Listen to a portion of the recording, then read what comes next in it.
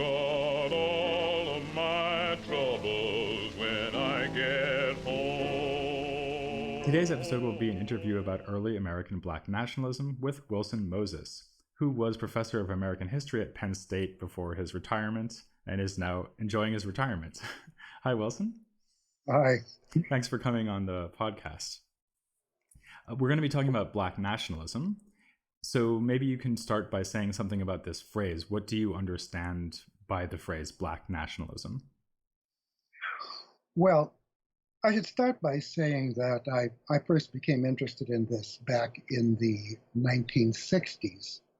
And at that time, black nationalism was associated with a series of figures who were always on television and who were, some of them were very, very militant, and some were even over on the conservative end of the spectrum, but they were equally militant. In any case, most people thought of black nationalism as a contemporary event and as a contemporary ideology. And they tended to think of it in terms of figures like Stokely Carmichael and Rap Brown and Malcolm X. And so I thought, as I began to read up on it, I began to think, well, gee, this does have a history. It's been around for a long time. And it would be sort of as if we were to talk about American nationalism solely in terms of the Vietnam War, rather than to think about it in terms of the Mexican War. So I thought, well, gee, why don't I try to do something to correct this idea? And I was particularly interested in W.E.B. Du Bois. But in the process, I became aware of Alexander Crummell as well. And he came to be very much a symbolic figure, mainly, I suppose, because he was the one who most systematically developed it. And do you consider the whole idea here to be something like the notion of a nation? This is a phrase you sometimes hear in this context, a nation within a nation, so that Black people or African Americans constitute a separate nation unto themselves within the wider American nation? Is that really what we're talking about here? It could be, although Frederick Douglass famously said a nation within a nation is an anomaly. But I think, yes, that is one way we could talk about it, and that is the way that many people talked about it during the 1960s. I was more inclined to see it as a movement for an actual territorial separatism in my later work, although in the beginning I was more inclined to talk about black nationalism as a broad way of looking at things, as a kind of an emotional thing. And then later I began to think of it more in terms of its political define. I tended to define it more strictly in my later work in terms of the geopolitical aspects of actually seeking a nation state, usually to be located in Africa. But both of those ideas are present. And obviously Liberia would be the kind of main example of that in the 19th century. Liberia was the main example of that in the 19th century, although there was considerable flirtation with Haiti. And then, of course, Sierra Leone, which was the British counterpart of Liberia. I visited both countries, and it was interesting to see the parallels and differences. In your search for the roots of this ideology, as you just called it, how far back do you go? So do you think of Crummell as like a pioneering figure in black nationalism, or do you see even Crummell as coming in after, say, a generation or two of development? Well, if we're going to think about nationalism as being a combination of the Greek idea of the polis and the Jewish idea of the chosen people, then I think we could look at the chosen people idea as coming about a little bit earlier than Crummell. There were numerous Christian figures in the 18th century who entertained that idea, the idea of a special mission, a kind of a messianic mission of African American people. And that was preserved, incidentally, all the way up into the 20th century by W.E.B. Du Bois and Martin Luther King, the idea of the messianic mission of African American people. And this could be carried out either from various loci, either in the United States or in other places. but the idea of an actual nation state, that was more associated with people like Henry Harlan Garnet and Martin Delany. Although Du Bois, obviously, by migrating to Ghana, gave much credence to this idea, and Crummell, by spending almost 20 years in Africa, did so as well. So there are different ideas, and it depends on which of these strains we want to pick up if we're going to start attributing the idea to earlier figures. And the earlier figures, I would say, were in the Christian church. Now, what's interesting about some of these earlier nationalists, sort of, for example, I think it was Gustavo Spasa, who was quite fascinated with parallels that he could see between the Jewish people and African people, and almost seemed to kind of suggest that there was a migration of Jewish ideas across the northern top of the continent and into West Africa. But that was not a dominant feeling. However, it is interesting to notice this in that one 18th century author. So that actually takes us way back over many of the figures we've already covered, Delany, Garnet, and so on. But you've actually written a book about Crummell quite a while ago. And so maybe we should focus on him. What kind of Black nationalist is he? So I suppose an obvious thought would be that he is one of the few figures that we've covered in the podcast, at least, who, as you said, went to Africa and spent decades there. Does he represent for you a kind of turn within Black nationalism where it does become a commitment to having a separate political entity outside the United States? Well, yeah, I think he does take that quite seriously. And what's interesting about it is that he's it's a kind of an elitist Christian Black nationalism. What's interesting to me is that the Black nationalism that I studied led me to notice one thing, that there were numerous Episcopal missionaries who, as soon as they were trained in this country, went to Africa. The other thing that I noticed is that there was a very strong strain of high church, that is to say, Episcopal church in particular, Anglo-Catholic, if you will, tendency in these Black nationalists. For example, Marcus Garvey, with his Ethiopian Orthodox Church, which he didn't found, and the last time I was in Harlem, it was still there, was actually very high church, African Orthodox, as opposed to being evangelical. Now, but then that term evangelical can be so broadly defined too. You can almost find some high church evangelical. But Crummell really did gravitate more towards the more ritualistic, I would say, high church end of the Anglican faith. Now, what was interesting here is that you've got this guy who is very Black, very proud of being Black, and chauvinistic about not having any white blood. On the other hand, you've got Frederick Douglass, who is of mixed ancestry, and who's not associated, except for this period when he's ambassador to Haiti, not really associated with any actual nation that is Black. But Frederick Douglass has one characteristic of a nationalist, and that is he's very, very tied to the grassroots. So when you read Frederick Douglass's autobiographies, you see that he knows these chants. He knows these little rhythms. You can almost see him singing doo-wop on the street corner. He really understands the masses of the people in the way that Crummell does not. He's sort of like the Africans that you may meet on any college campus today, who are very Black and sometimes I think can be rather contemptuous of the ordinary street level Black culture. So you don't walk up to some Africans, and I've met a lot of Africans, especially Senegalese. You don't walk up and say, "Hey, my man, what's happening, brother?" Because they will get very, very upset with you. They'll become quite indignant.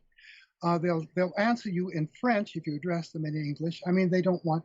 I've met those like that. I'm not saying they are all like that by any means, but Crummell would be, as a person who was second generation. His father was an African, and his father had retained memories of Africa, and Crummell was not exactly that kind of guy. In fact, he even tells the story about how he was standing on the street corner with some kids and how they were profaning the Lord's Day and idle and wicked jesting, that sort of thing. Whereas I think Douglass really understood, was much more a part of the slave culture. what some scholars like to refer to as a black nationalism as well. And so that's another thing about this, about the way that people study black nationalism. Some people are very interested in the slave culture, the culture of the grassroots, in the blues, more recently in rap and hip hop, and they see black nationalism as very much associated with that, whereas other people would rather associate it as my Aunt Mary did, my great Aunt Mary. To her, although she would never have called herself a black nationalist, she was convinced that the hand of God was in the sinking of the Titanic because those white folks thought they were better than us. So Crummell was like your Aunt Mary. He would be more in that Christian puritanical wing, yeah, of black nationalism. And how did his approach to this change when he moved back to the United States? Because so far we've got this picture of someone who's gone off to Africa. He wants to create a kind of religiously founded nation abroad, back in Africa. But then he comes back to the United States, and so he has to, in some sense, play the same kind of game that Frederick Douglass is playing so well? Or how does that change his approach? I don't think so. This is very interesting. You know, there was this talk about founding an American Negro Academy, and I think that the real reason why it wasn't founded until after Frederick Douglass had died was that, in fact, Frederick Douglass was still alive. The creation of an American Negro Academy, which was going to generate within an African American community, but also in a Pan-African sense, an African high culture, a culture very much that would be very literary and scientific. That idea was something that Crummell was very committed to. And this is, of course, where the young W.E.B. Du Bois met him. And Du Bois was very young when he wrote The Conservation of Races. He's sitting in a room full of these old-fashioned black nationalist Christians. And he formulates this idea about the importance of the conservation of the races, and goes so far as to attack Locke, to attack Adam Smith, to attack the entire 18th century Enlightenment tradition as represented in Jefferson. Neither Crummell or Du Bois had much appreciation for Jefferson, not because Jefferson was a slaveholder. It was not anything that naive. That was not the basis. As soon as you bring up Jefferson and people think you're going to start talking about slavery and Sally Hemings. No, that wasn't it. They had a systematic ideological objection to Jefferson. Jefferson believed in the idea that governments were created by human beings. And they had this Aristotelian notion that government was fundamentally organic. And they believed in the organic state. And Crummell even believed that the idea existed in the mind of God.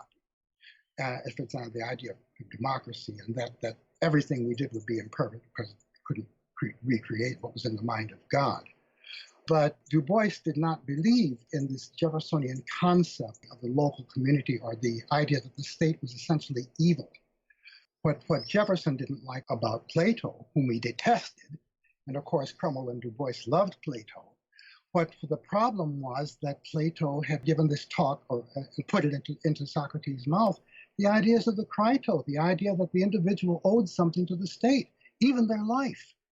And that was what Jefferson couldn't stand. And that was something that a guy like Du Bois just might be prepared to accept. But I don't want to oversimplify either one of them. The point is they have very different conceptions about the function of the state. And that's what's important to the black nationalist. Whereas I think to the person like Douglass, there is, in fact, a kind of a commitment to the laissez-faire doctrines that are more intrinsically American. Free the slaves and leave them alone, said Frederick Douglass. Whereas Crummell said, now we've got to come up with a new program, because under slavery, every aspect of the slave's life was controlled in a machine-like way. And we've got to come up with some kind of a system now. One thing you mentioned in your book on Crummell is a kind of tension between what you might call a certain cosmopolitanism, which comes out in some of the things you've been saying, right? So these like very high ideals, which might be shared by anybody, or at least any Christian, right? Yeah. And then on the other hand, the Black Nationalist Project, which by its very nature should be a nation for and by Black people. Do you think that's just an irresolvable conflict at the heart of Crummell's thought? Or do you think that those two things can somehow be brought together? Well, the conflict, of course, is very present in British nationalism as well. It's the idea that you have a very strong nationalism that goes hand in hand with the civilizing mission of the British Empire, in France. The idea that the French will speak of French civilization, but they'll also speak of civilization in general.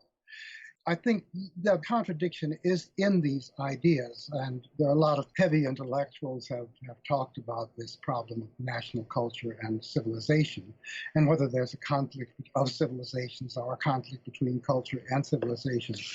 But I think what I was trying to do here was just to simply to point up a kind of a paradox that might not have been very apparent to people who were talking about Black nationalism at the time.